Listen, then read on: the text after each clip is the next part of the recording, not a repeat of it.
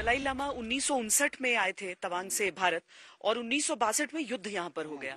1962 का आपको क्या याद है जब वॉर हुआ? उसमें हम लोग इधर ही था, लेकिन लामा था। उस दिन पूरा आदमी लोग उधर जिमीथांग तरफ में लारी चढ़ता है, ऊपर आगे लारी चढ़ता है। उसमें कम चला है तो 1 महीना 2 महीना जिमीथांग का आगे चंगदर में चला है। चंगदर में लारे हार गया बोल के हम लोग ने सुना था। उस दिन कोई आदमी बोलता चाइना आप लामा देखता है पूरा काट देता है, तो लामा लोग नहीं बैठना है, भाग जाना है।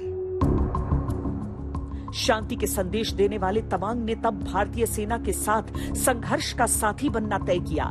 बंदूकें नहीं चला सकते थे, लेकिन भारतीय जवानों की मदद का कंधा बन गए।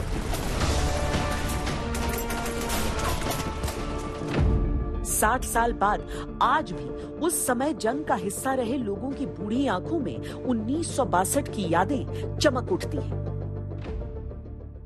1962 के युद्ध को लेकर कितना कुछ कहा गया, कितना कुछ सुना गया, लेकिन स्थानीय तौर पर पहली बार ये चीजें देखिए, पहली बार ऐसा हुआ है कि एक स्थानीय व्यक्ति ने 1962 पर किताब लिखी, 1962 व्हेन द माउंटेन्स क्राइड, यानी कि जब पहाड़ रो पड़े थे।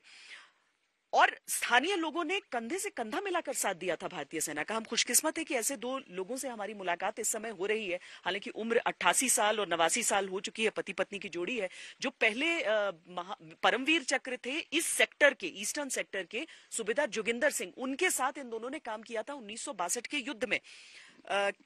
कैसे मदद की थी आपने सूबेदार जोगिंदर सिंह की?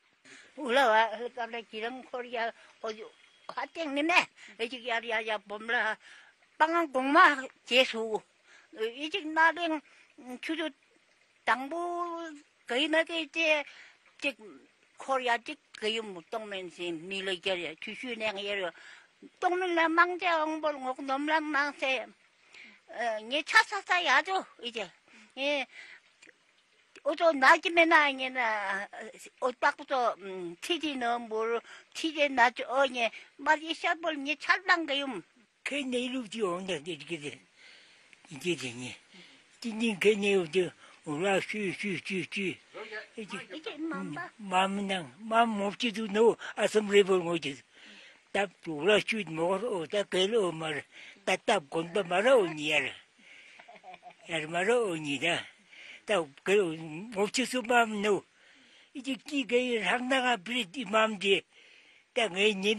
तवांग साथ देता था और भारतीय जवान जान की बाजी लगाकर चीन को जवाब दे। 100 मीटर की ऊंचाई से जो ये झरना नीचे की तरफ गिर रहा है, ये अरुणाचल प्रदेश का सबसे ऊंचा झरना माना जाता है। ये जंग वाटरफॉल कहते हैं इस इलाके के नाम की वजह से, और इसे नूरानांग वाटरफॉल भी कहते हैं। अब यहां पर होती है वो दिलचस्प कहानी। 2 बहनें थी, नूरा और सेला।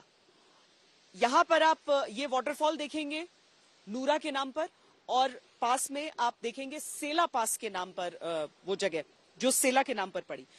भारतीय सेना जब 1962 में जंग लड़ रही थी, एक दफा ऐसा हुआ था कि पूरी पलटन साफ हो गई थी, 1 सैनिक बचे थे, और उनको किस तरीके से इन दोनों बहनों ने मदद की थी, इसीलिए उनको सम्मान के तौर पर इन जगहों के नाम उन दोनों बहनों के नाम पर पड़ रहे हैं। अब जब आप देश के प्रति वफादारी की वो खुशबू कहते हैं ना, तो आपको यहां पर इस झरने के साथ खड़े हुए उसका एहसास भी हो जाएगा। अरुणाचल प्रदेश के लोग जिस तरीके से 1962 के समय भी सैनिकों के साथ कंधे से कंधा मिलाकर लड़ाई लड़ रहे थे, वो चीज चीन को कभी अच्छी नहीं लगी, कभी हजम नहीं हुई।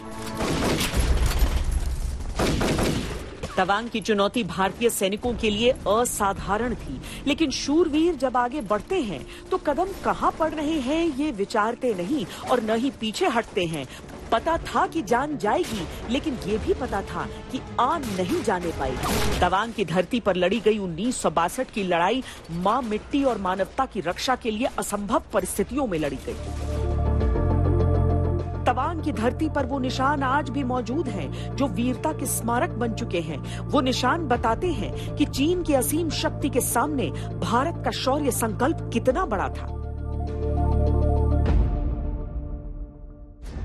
1962 के जंग के दौर के वो निशान जो आपको याद दिलाते हैं उस समय के पराक्रम के।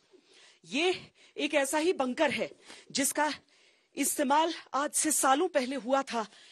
इस ऊंचाई पर, इस बर्फीली ठंड के बीच पत्थरों का ये केवल एक ढांचा नहीं है, ये शौर्य की एक ऐसी इमारत है जिसे आप इस पूरे इलाके में हर ओर बिखरा हुआ देख लेंगे।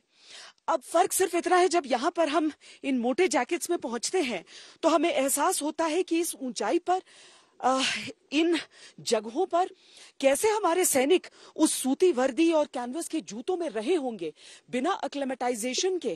कैसे इस ऊंचाई पर अचानक समतल जमीन से उन्हें पहुंचा दिया गया था। उनके पास असलहा न के बराबर था। चीन अत्याधुनिक उपकरणों और हथियारों के साथ यहाँ पर आ रहा था और हमारे सैनिक यहाँ पर बुनियादी सुविधाओं के लिए भी लड़ने को मजबूर थे, लेकिन उनके साथ भी उन्होंने गजब का पराक्रम दिखाया। वीर जवानों के बलिदान की गाथाएं तवांग के इतिहास में दर्ज हो गईं। भारतीय सैनिकों के पराक्रम के किस्से पीढ़ी दर पीढ़ी आगे बढ़ते गए। एक बार फिर चीन ने आंखें तरेरने की कोशिश की है, लेकिन न तो ये 1962 है और न ही तवांग चीन की सच्चाइयों से अनजान। जरूरत होगी तो तवांग की मिट्टी से ही चीन की हिमाकतों का जवाब उठ खड़ा होगा।